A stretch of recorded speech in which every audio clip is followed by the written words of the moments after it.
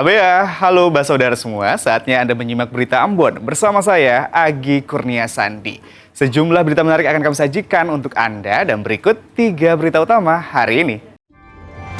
Tak lolos tes P3K, ratusan guru honorer geruduk kantor Kementerian Agama Seram bagian Barat. Terombang-ambing di laut akibat kapalnya mati mesin usai memancing ikan, 2 nelayan Dobo Kepulauan Naru diselamatkan tim SAR. Sepekan turun, harga cabai di Ambon kembali naik drastis, warga resah.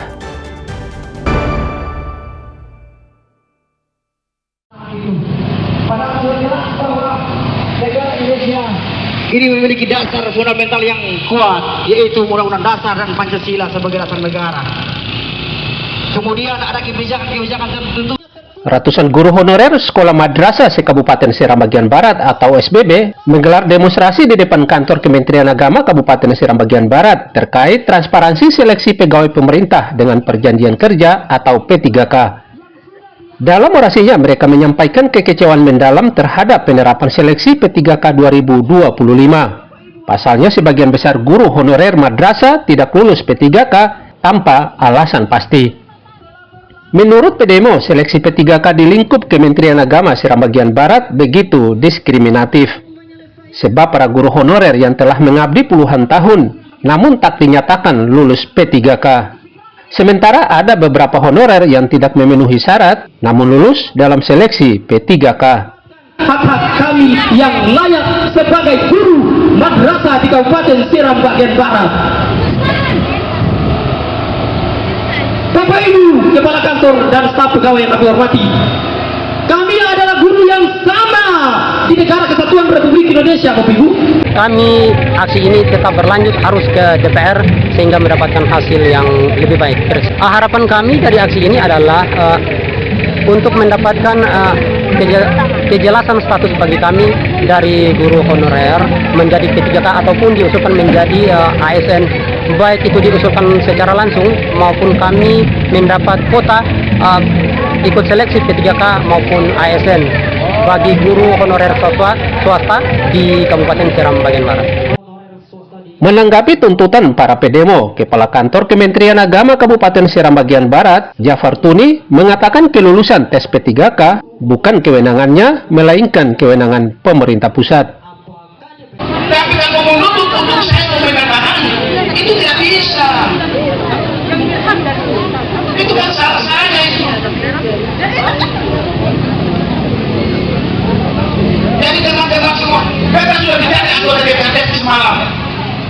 Dan surat untuk demo damai di sini, itu mereka sudah tahu karena teman-teman sudah kirim pada. Makanya mereka bilang, Bapak-bapak Dewan, mari kita kawal mereka kalau mereka audiens dengan dia. Mereka sudah siap. Ya, Bapak Ibu harus bikin surat kantor ke sana supaya mereka mungkin bisa minta bagaimana data honorer kita. Usai berdemo, ratusan guru honorer ini kemudian membubarkan diri dengan harapan pemerintah peduli nasib mereka. Ongen Pesireron, Dito, dan Juhri Samaneri melaporkan dari Seram bagian Barat.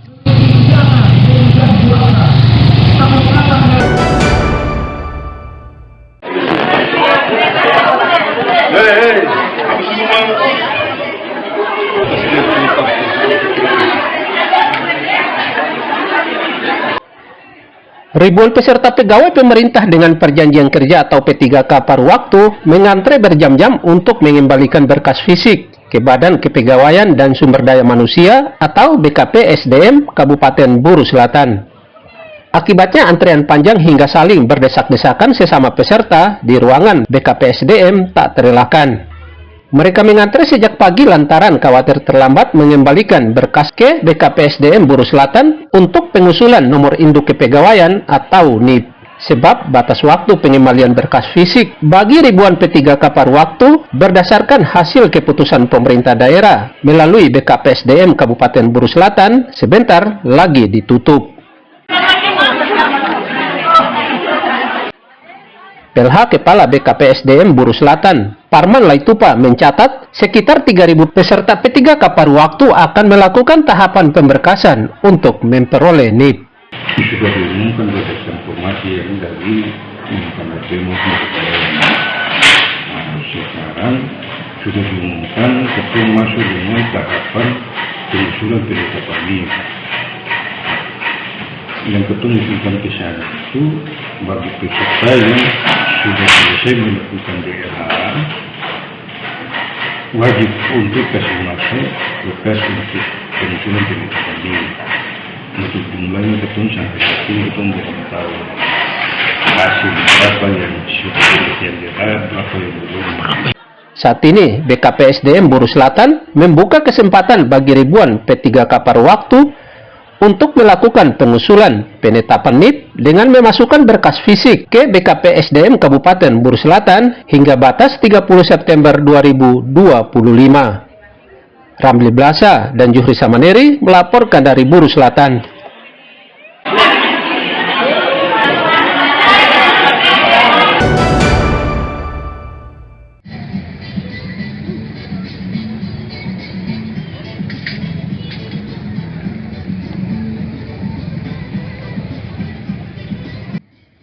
Wajah Kota Ambon kembali kotor sebab lingkungan sekitar kawasan Pasar Mardika Baru serta Pantai Mardika, pusat Kota Ambon ini kembali dipenuhi tumpukan sampah. Akibatnya kawasan ini terlihat begitu jorok dan bau sehingga mengganggu warga serta pengendara. Berserakannya sampah di kawasan ini akibat belum ada kesadaran dari sebagian warga Kota Ambon untuk membuang sampah pada tempatnya. Perilaku membuang sampah sembarangan ini sangat disayangkan warga serta pemerintah daerah setempat, sebab sudah berkali-kali diimbau namun tidak berubah. Kalau datang di pasar sini lihat sampah kayak gini rasa gimana tuh? Rasa badan. Nah, jadi kurang nyaman ya? Terus bau sampah. Bau juga ya? Apa harapannya Bu? Bisa selesaikan sampah-sampah itu supaya penjual-penjual juga saya buang sampah sembarangan, pengunjung di pasar juga bisa tahu aturan lah kalau datang saya buang sampah tak buang. Warga diminta tidak membuang sampah ke selokan serta pantai agar tidak mendatangkan penyakit. Muhammad Sarusunet dan Juhri Samaneri melaporkan dari Ambon.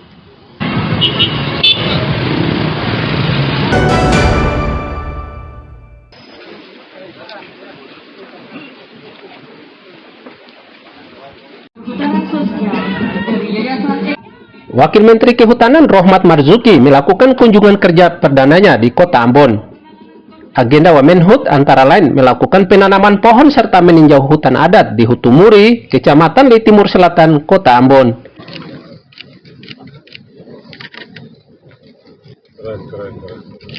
Di lokasi yang sama, Wamenhut Rohmat juga meninjau pameran produk lokal seperti wine Tomi-Tomi, Galoba, pisang tongkal langit, sirsak hingga minyak kelapa murni olahan masyarakat Hutumuri.